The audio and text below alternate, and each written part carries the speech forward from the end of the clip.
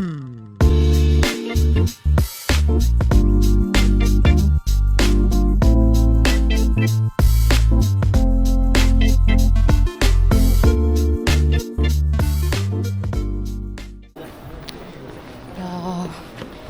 na kami sa boarding gate. Be. Hingal-hingal. Hingal-hingal. Kasi, yung baggage namin over.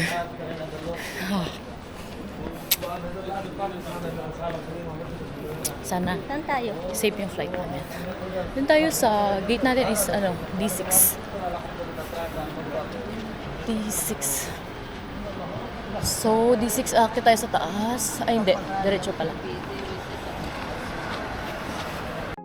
Hello guys, before your flight to India, you need to prepare the passport.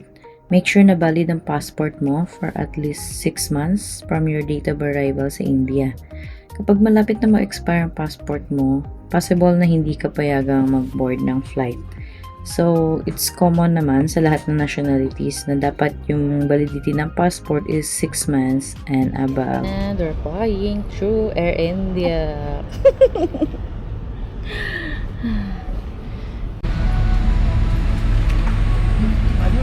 Sa airplane na kami. Inay.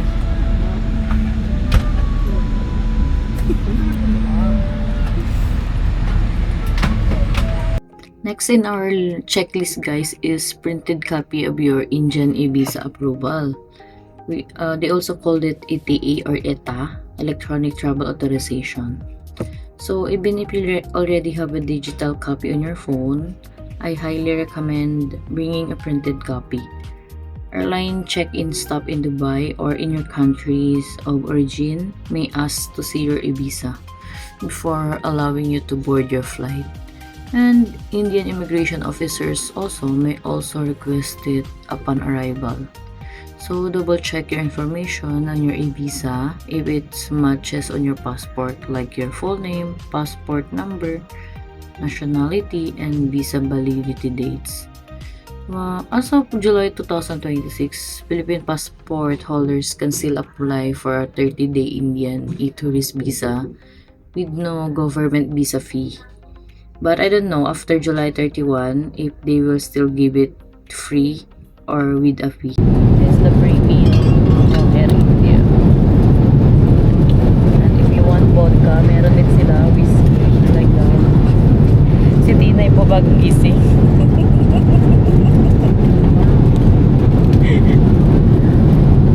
See vegetable rice, I think vegetable curry, and with the dessert and with Coca-Cola and water.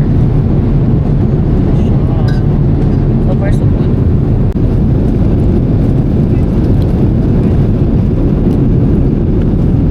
May free silang alak. Namimili ka, no? Vodka, whiskey, rum, or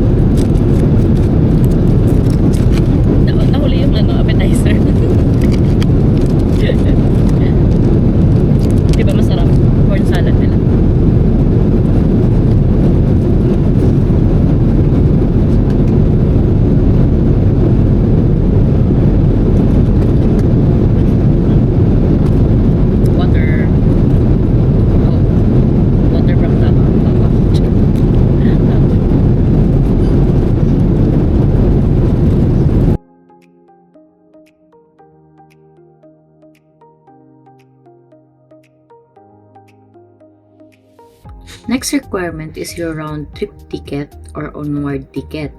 Make sure na confirm na ang flight mo palabas na India bago mag-expire ang visa mo. Pwedeng itong hanapin ng immigration officer as proof na aalis ka rin ng India after your trip. I highly recommend na may printed copy ka at digital copy sa phone mo para ready ka anytime. Mas okay na prepared kaysa mas stress. Next, make sure na may printed copy kayo ng confirm hotel booking or accommodation details nyo. Dapat nakalagay dito yung pangalan ng hotel, address, at dates ng stay para ipakita kung saan kayo magstay habang nasa India. Kasi ito yung chine-check sa immigration sa Pinas or kung saan man kayo bansa manggagaling. Before your flight to India, make sure to install and activate your eSIM para may internet ka kaagad paglapag. Yung eSIM namin is binook namin sa Klook. Ayan, ito yung sample na nasa screen. Super helpful ito for booking a taxi, using Google Maps, and staying connected without the hassle of buying a local SIM at the airport. Yung physical SIM sa mga Indian airports ay mga sobrang mahal.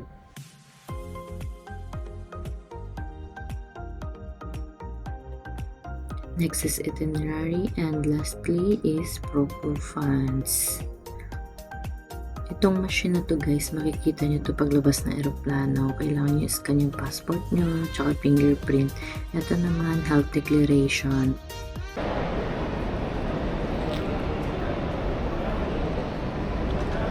Welcome to India.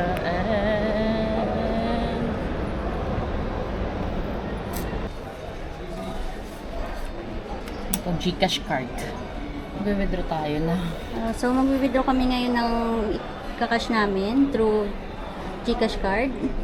Oops. Okay. Sorry, privacy. Withdrawal. Okay. Ano to? SBI Bank. Pag kung napunta kayo ng India, gamitin nyo yung mag-withdraw kayo sa SBI Bank. And then, try natin 13 rupees. So, mamaya ay compare namin kung magkano yung Oh, hanggang 10 lang pwede mag-withdraw. Ah, Pwede tig okay. 5-5 na lang tayo. Sige, 5-5 na lang muna. Ayun, may limit pala yung pag-withdraw dito guys. 10,000 lang daw yung maximum per transaction. So, ulit-ulit tayo.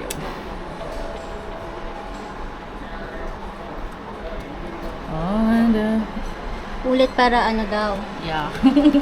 Para totoo. Ay, na, mag-withdraw na tayo ng cash natin.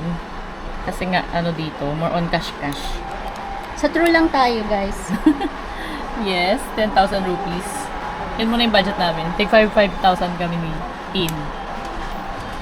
Ayan. Gusto nyo ba mag-challenge kami? Pwede mo picture. Gusto nyo makita. Lalabas na siya! Ay, wala pa pala. Excited. Ito na yung 10,000 rupees namin. 1, 2, 3, 4, 5, 6, Kahera po siya. 7, 8, 9, 5, 2, 4, 5. Kaya mabilis po siya magbilang. SBI Bank, don't forget, pag napunta kayo na India. Ang putla ko na. I-print natin para malaman natin Ang magkano putla ko na. Girl, ang putla ko na pala. Nasaan yung ano? Walang resibo? Wala ata eh. Wala. Oh, walang receipt. Check na lang natin Okay. mamaya. Maya na lang. Sa transaction.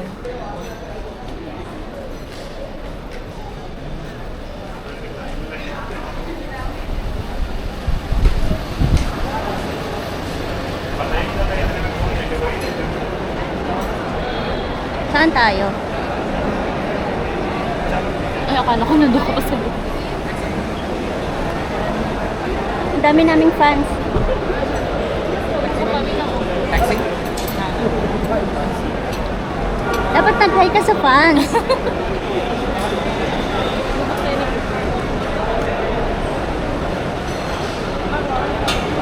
Saan yung link? Pick upan ng mga Uber.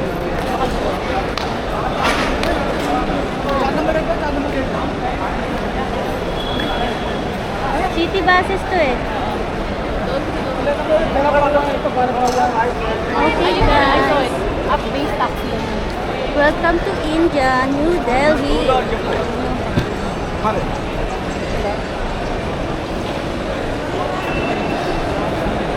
Tayo sa app-based taxi stand. Tayo ng Uber.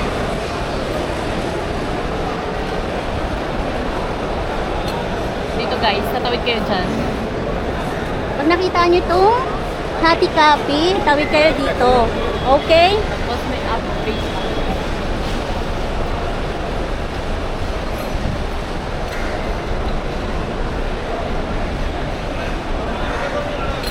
Ito, makikita nyo, app-based taxi. Sinabubo kami sa Uber. No.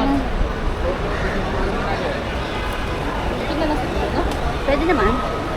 Ay, ang dito daw yung app-based taxi. So, ito tayo.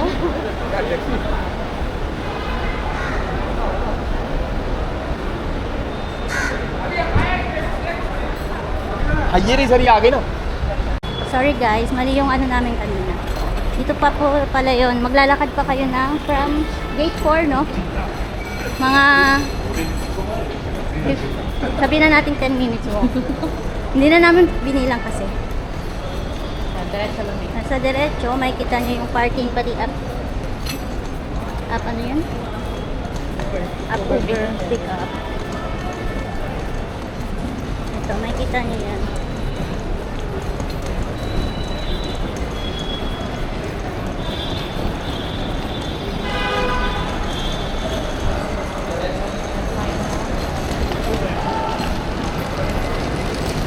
Oh, designated pick-up area pala yung Uber. Hindi pala siya yung basta-basta lang ibubuk.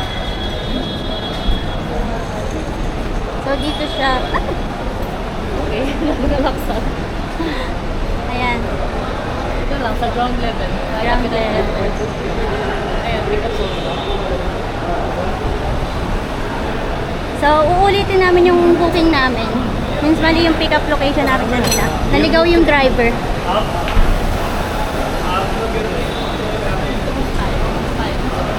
Pwede na dyan?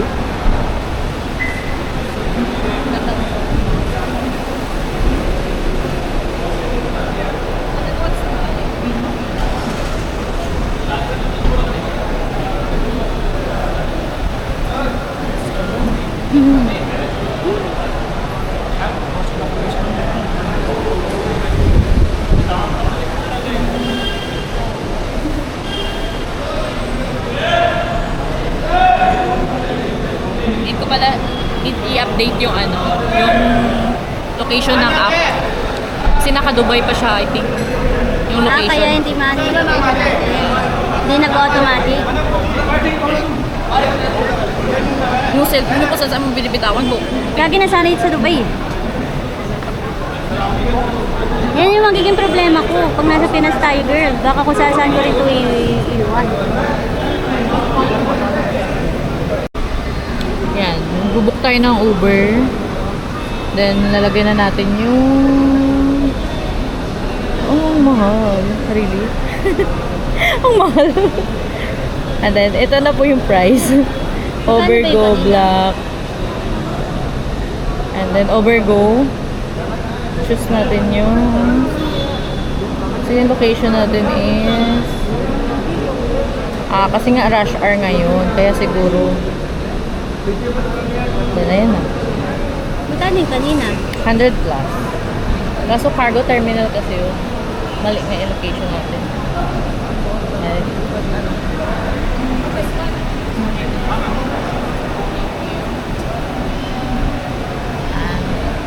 Ito na yung confirm spot. Over pickup zone, T3 car parking.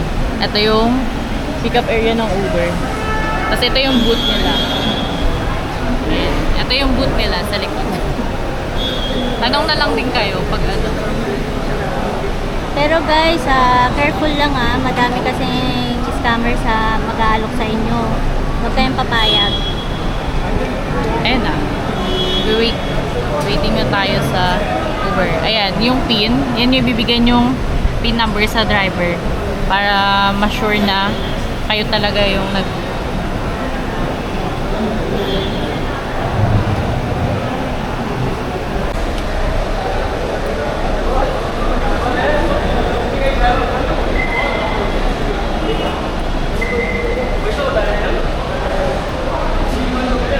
Saan?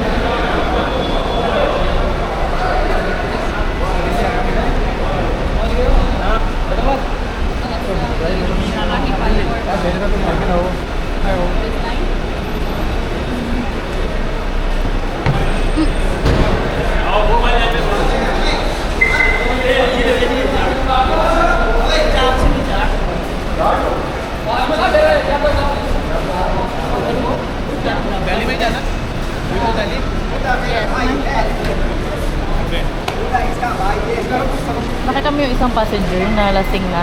Yung... Ma'am, how would you like to pay? It's Cash or card payment? card. Card payment.